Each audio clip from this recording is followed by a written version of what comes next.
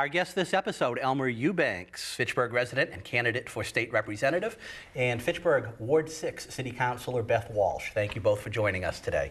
Issue 1, a petition before the Fitchburg City Council submitted by our guest, Councilor Walsh, would establish a code of conduct for elected officials regarding the use of social media.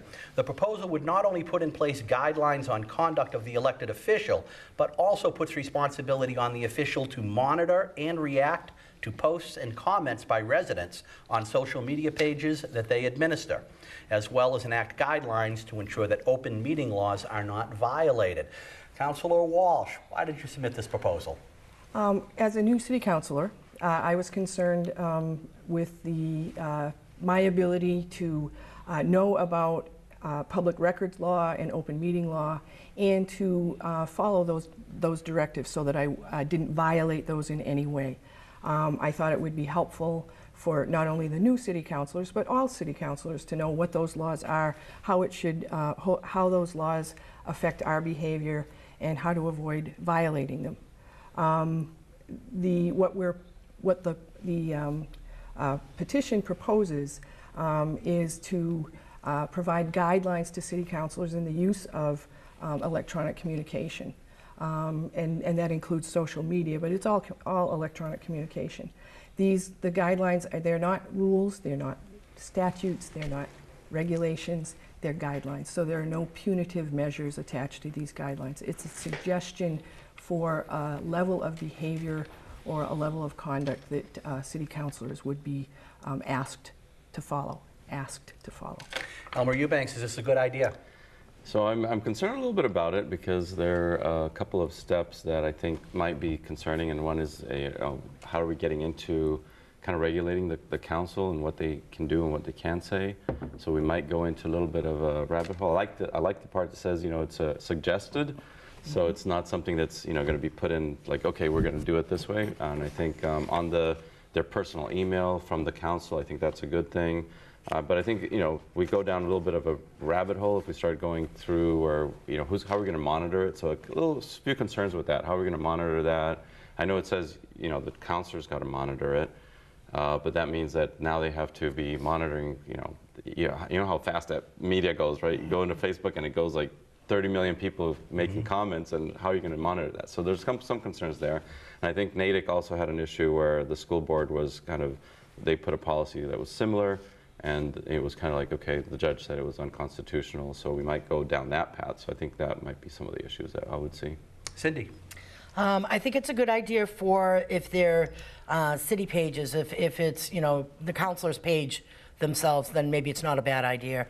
But to put it on social media pages that they may be admin to, I don't agree with at all.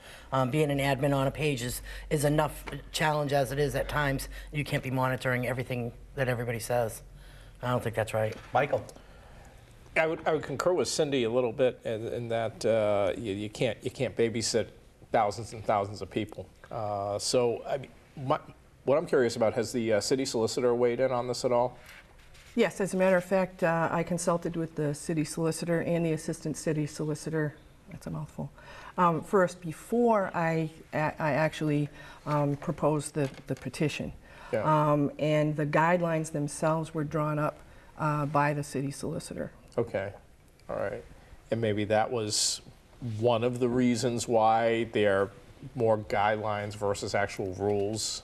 And that was always the intent from the beginning, is that this is a level of behavior that we want people to aspire to, and not necessarily force people to agree to.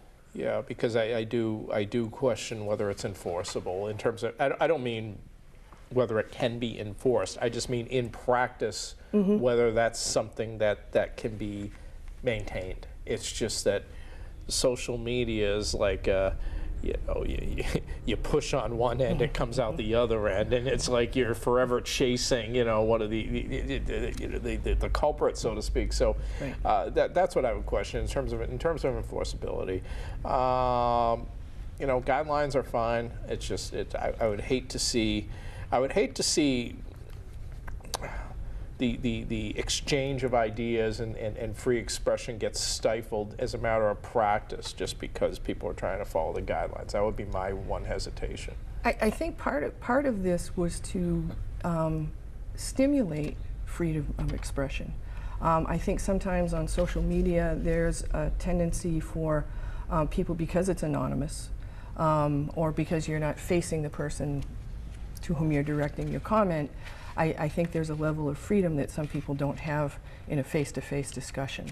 And I think sometimes the comments get a little vitriolic or offensive. And I think if there's a level of behavior, and again, this is only for city councilors who are monitoring their own social media sites, so Facebook or whatever. And so if you have someone on your Facebook page who is posting things that are offensive, I think in that way it actually discourages free discussion, because sometimes people are afraid to say what they mean because of the pushback that they get on When I'm social looking media. over the proposal, the guidelines that was submitted, and I think it's a good idea to have a policy in place. Most private businesses do now. And it's a good idea, I think, for local governments to also. I mean, we've seen the state crack down on open meeting laws as it pertains to social media and emails, and actually issue fines to local officials, even though there was no intent on their part, but it was just a lack of understanding of the law, so this helps give some structure to that. One of the things that jumped out at me that just raises a red flag with me is some of the guidelines, such as positive branding, is that we're looking for Fitchburg to be painted in a positive light. Is that the stifling of a free exchange of ideas? I mean, of course we want to paint Fitchburg in a positive light, but there are some things, you know, you look at the condition of the streets, you look at other things. I mean, Thomas Kincaid couldn't paint that in a positive light. But if we stifle that, how do we improve on things? Is that a concern? Exactly. Yeah, because people are going to vent either way. I would rather people vent their concerns so you're aware of them, and I think people should look at that as an opportunity to address the concerns. If you have a group of people that are all of a sudden, there's a post about potholes that day, well, clearly that's a concern for Fitchburg residents, and they're venting. They're thinking, where else do I go? I've already complained about the potholes. Nobody's listening. And so, you know, that's a good place to set up a dialogue. I don't think... you know, there's several pages locally, you know, discussing Fitchburg Now is one of them. And I think for the most part, there's a lot of positive things on that page. You're always going to have certain people that are going to, you know, say what they want to say, but what are you going to do? You can't monitor everything. Well, again, though, remember the guidelines themselves are for city councilors to follow, not the general public. We're not saying that no one can post anything negative on a Facebook page. What we're asking the city councilors, and I think that this benefits the city in a way that if I'm the owner of a business and I hire you as my vice president, I certainly don't want you to go out and post on social media that my business is terrible and I never meet deadlines and all of that. I could see that. I see So what you're saying there. as a city employee, as all city councilors are, we're trying to let people know that the city of Fitchburg is open for business. And if city councilors are making negative comments on social media and complaining about things that are going on in the city, then that paints a negative picture. And if I'm an investor and I say, well, gee, that's a city councilor, that's someone who's in charge of the city, and they're talking about how negative things are, then I don't want to invest there. I'm going to go put my money somewhere else. Where do you draw the line? What about city councilors making negative comments about other city councilors? Again, All fellow employees of the city. well, I haven't seen any city councilors talking bad about Fitchburg, to be honest. I don't know that I haven't heard city councilors making comments in city council meetings about other councilors. I think, though, it does say, though, in terms of not only what city councilors post on social media, but anyone who's part of their page posts on their page, says the city councilor shall monitor and moderate the comments and posts on their site.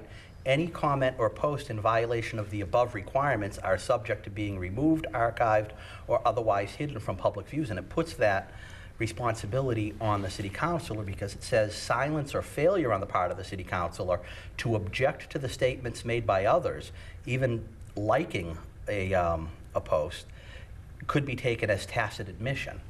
And I think that's the challenge that I see, that it's really starting to kind of free the speech of the counselor too. And I think you want to be able to feel free to comment on what's going on and what's happening.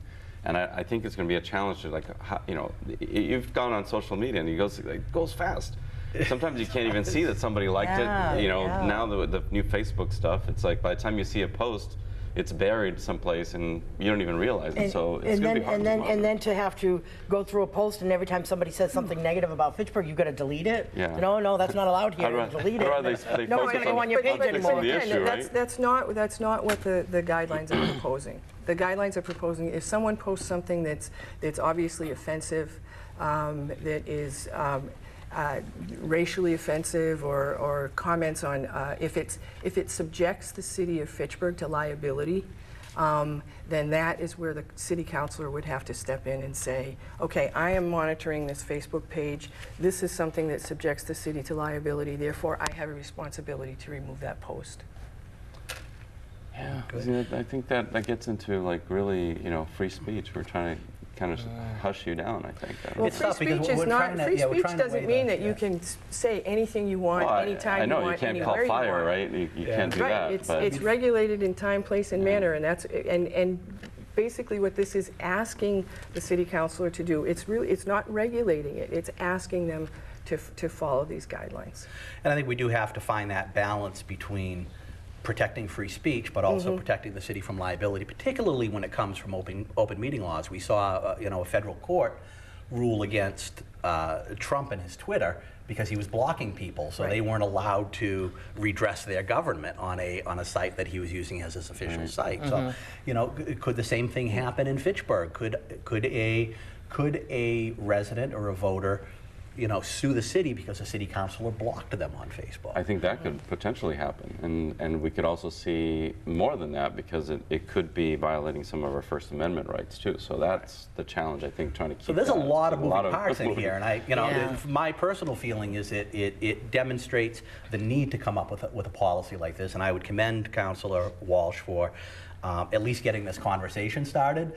Personally, I have some issues with trying to put rules around what can be said, or whether it's a positive light or what's a negative light, or whether it has to stick to a certain topic of the thread. I think that's getting into gray areas, but I think areas in terms of making sure that we're not violating open meeting laws and we're providing that open forum for everybody, I think is a commendable goal. Definitely. And also their city councilor page. I can definitely understand that. Like you want to be careful what you're saying on that page, and you really don't want to be getting into too much discussion there. Like but other pages, their email, their email from the council and their council page. I think that's appropriate. And that's where I think that all city councilors could use some guidance along those lines.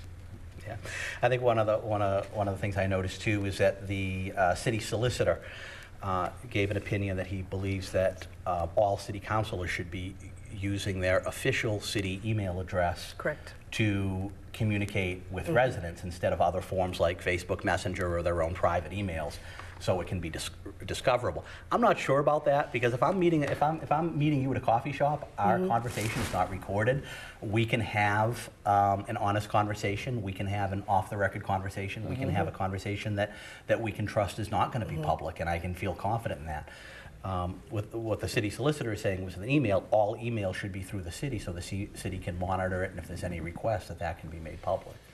Well, if a resident contacts me about me in my position as a city councilor, and I respond in an email, that record is discoverable. If I respond, I have just created a public record. And that is discoverable. On your city email. Yeah, on any email.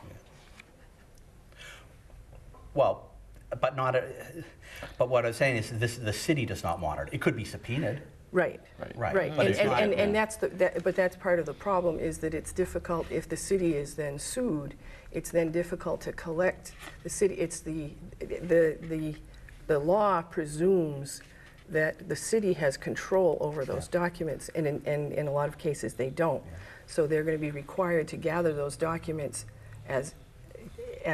with a public record request, and they may not have them. And I think that's so the technology concern. is moving very quickly, Yes. probably quicker Yes. than the laws are. You can see not everyone's on the same page still, Right, even, yeah. even with the city Right. emails. The city solicitor sent out the directive on the city letterhead with the city seal saying only city email addresses should be published, and then his private email is what's published on the letterhead. not the city Irony. email. So we probably all need to get on the same page. Yeah, There's a lot of work to do on that. That is a little ironic. Issue 2, the state legislature is considering a proposal to raise the cap on the amount of hours a retired state employee may work on the public payroll while collecting their full pension. Currently, retirees are allowed to work up to 18 hours a week. The House version is proposing to raise that cap up to about 30 hours a week. Proponents claim the higher cap would allow municipalities to hire these part-timers rather than hiring full-time employees, which would save money on health insurance and other employment costs. Opponents of this measure contend that it is double dipping and will encourage state employees who would otherwise not retire to instead retire and collect their full pension while continuing to work nearly full-time hours. And that puts additional strain on an already debt-ridden state pension system.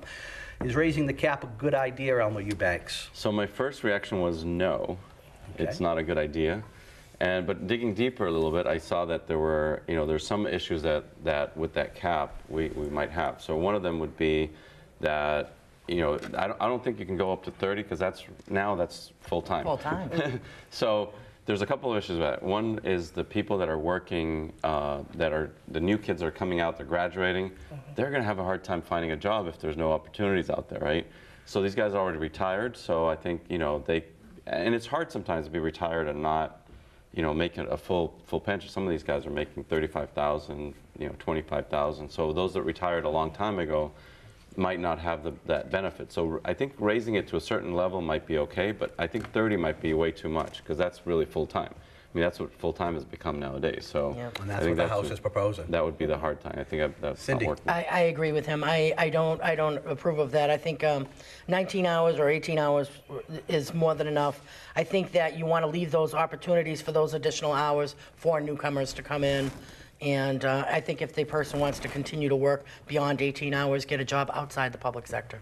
Michael? Well, we're throwing around the number 30, actually, and the proposal is 29. 29, would be yeah. the Oh, cap. To be exact, yeah. right? And so, but that ties into what I was going to say. It's almost like the author of the proposal is trying to have their cake and eat it too. Let's try to get as close as we can to full-time without calling ourselves full-time. Yeah. And so it seems really arbitrary. It does smack of double dipping when you push it right up into what's almost full-time and then along with the full-timers. So 18 hours may be a little light, but geez, whatever happened to sort of meeting in the middle? I mean, 22, 25 hours? 25, yeah. Make it a if this is something that would benefit, would help and give some flexibility to municipalities or whatever, make it 22, 25 so that it's still really part-time. Okay, maybe just 18's a little light.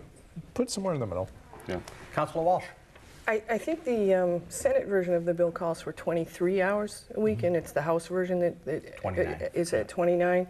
So I think that, I know that I have friends who are retired teachers, and I had a friend who was working for a private school after she had retired, and in April of that year she had to stop working because she had worked her full limit. I think it was like 2 weeks before, there had been a superintendent in Boston who was making a six-figure salary when working, retired, and then got called back, and they made a special exception to let this person continue working. And so I think that there's I can see where some people who retire, then they realize that they really don't have enough money to live on, and so limiting them to 18 hours a week or 960 hours over the course of a year, makes it difficult for them to live. But there's nothing preventing them from getting a job outside the public sector. They could work 40 hours a week if they wanted. That's true. That's true. But if you're, if you know, this person was a teacher, so she had to look for a private school that was looking for her particular area of specialty, or work out of state. Does it come down to a gamble of what we're looking at in the future of being more of a cost burden on taxpayers, health insurance or pensions? Right now with pensions, right, the state currently has 60 cents in assets to back up every dollar of liability in the pension system. Last year, the state contributed $2.4 billion. In order to even meet its own projections, by the year 2036, it has to be contributing $11.4 billion. Even with inflation, that's a massive increase. Yeah. So if you raise the cap, people are going to retire earlier and then go back and work 30 hours and collect their full pension. It's certainly going to add to that pension deficit. But if they do that, you're also saving, municipalities are saving money on health insurance costs, which continue to skyrocket. So where is that balance? I think that's what we got to try to find out, what that balance is going to be. Yeah. I'd say 20 hours. To me, I would say 20 hours max. part-time. Anything more than that, go look elsewhere. But where do you find the happy middle ground? Well, you don't jump from 18 to 29. You do maybe what's more the state Senate's proposal, which you said was 23. Right. So I mean, that seems a little bit more reasonable of a jump here, and we'll see how it plays out. The other thing that is, I think it's in the current composition of the bill, not the proposed bill, but basically it says that there's also a limit on the amount of money that people can earn, so they can only earn the difference between the current salary of the position they retired from and their pension, and so that calculation differs from person to person. And I'm wondering if, rather than limit it to the number of hours, if you looked at it in terms of the dollar amount compared to what the current position pays and what their retiree amount would be, if that would make sense as well. I don't know if that. And of course, there's always the scenario too, where we're looking at one or the other. If the city could always save money on health insurance costs by just hiring more part-timers, while not having the other person retire and go on collecting a pension early, right? And that's what colleges have been doing that lately too. They keep hiring more and more part-timers, and to save themselves the money. You only give them a couple of hours a week or a couple courses. Issue 3, Roseanne Barr became the latest in a series of celebrities, following others such as Kevin Spacey, Matt Lauer, Charlie Rose, and others to lose their jobs for behavior that occurred in their personal lives off-set. Are networks making the right call by canceling shows and firing celebrities based on the value judgments of the networks? Or should the networks allow shows to stay or go based on the market forces of ratings? Cindy? Well, I'm kind of mixed on this one. I kind of like the idea of leaving it up to the market forces, but these people are representing that network, so it's no different than somebody representing the I might do something really stupid outside of my job, and that might be a reflection on the agency because I'm an employee of the agency. So people still have to. There should still be some code of conduct. I mean, you just can't be doing bizarre things like that, and it's there has to be a consequence. So I guess I'm probably leaning more towards the network having the right to fire them because they're representing them. Michael? Yeah, I agree. I agree with Cindy. It's private business, and you may not like the decision, you may not like the conduct, you may choose to either not watch the program, or there may be people that for instance boycott ABC, their other shows because they liked Roseanne. So it works both ways. So you have to leave it at the First Amendment doesn't extend to private businesses in this fashion, and so you have to give the businesses flexibility to do these sort of things. Just like the NFL, I may not agree with what the NFL did in terms of its policy that it put forth. Do they have the right to do it? Sure. Councilor Walsh? I think that in a lot of cases, I don't think they got fired for behavior that they committed in their personal lives. This was something that they did while in the workplace. Roseanne Barr's comments were her own private comments, not on her show. But in the case of Charlie Rose and Matt Lauer, this is behavior that occurred in the workplace. That's true. And in some cases, it was a power play or whatever. But in some cases, it was actually criminal behavior. And so for that kind of behavior, I think, yeah, those people should be fired. For Roseanne Barr, I was never a big fan of Roseanne. I'll say that right up front. But when ABC hired her back and reinstated that show, they knew what they were getting. And I think that when that is what they were looking for, and then they got it, and now they're saying, oh, we're shocked. And I actually wrote down their comment was, Roseanne's Twitter statement is abhorrent, repugnant, and inconsistent with our values. And I guess it's disingenuous to me because they knew exactly who she was and what she was capable of. They brought her back for the ratings, and they knew what they were getting. Right. And then when she pushed the limit just a little too far, then they were like, oh, we're shocked. But I don't know. I think that they got what they were asking for. Elmer? Yeah, I think the same thing. It's like they, as a business, I'm with you in the sense that the business can decide what they want to do with the contracts that they have with people, because they're not there to they're there to make money, right? That's their point of view. So if they can make money, that's probably their position. They're like, okay, we're going to lose money if we don't fire her. So that was their decision that way, but I think I'm agreeing with you in that sense that they were bringing her on knowing that she was going to be a firestorm in that area, right? Yeah. I mean, no question, they're a private business. They have the right to do it. They have a right to do what they want with their employees. But from a perspective of you as a viewer, right, we're the consumer, we're their customers. Are they being held hostage too much by political correctness? I mean, would All in the Family be on TV today? Which was which was very, very. Of course, but it's what Elmer said. It's about making money. Yeah. So don't think that, and to Council Walsh's point, ABC's not being super virtuous here. They're making a business decision, and they made a determination that what she did that one time, even though they knew it was possible that could happen, they knew that was going to start costing them some money. And you know what? All in the Family was a #1 rated TV show for 7 out of the 9 years of its existence. I'll tell you, if that had dropped to number 48 in the ratings, CBS would have canceled that, saying, "Oh, this is just too much. We can't put up with this." How far do we go now? Now we hear stories coming out about Desi Arnaz, and he may have been a heavy drinker in an abusive relationship. And all. So now do we pull all I Love Lucy reruns off the air? I hate to miss. No, that's a little bit different. I mean, this is with Roseanne. I mean, too far. It's unfortunate because the show was really, I thought it was pretty good. I watched it a couple times. And they touched on both sides of the political issues of today, of exactly what's going on today. And it's unfortunate that her mouth destroyed so many careers.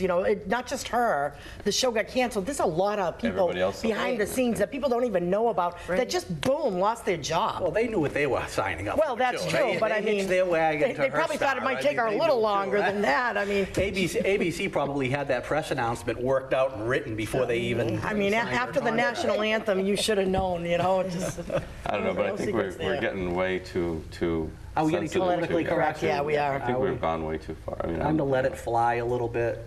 I think. I mean, it's like, we get too sensitive Bring back nowadays. Archie. It's like, We don't need a reboot of Roseanne. We need a reboot of Archie. Yeah, I don't know. I think we just get too. Archie was a parody back in the day. I'm not quite sure he'd be the same. It'd be the same effect nowadays. We have Archie in the White House. Time and place. Michael, summer's here.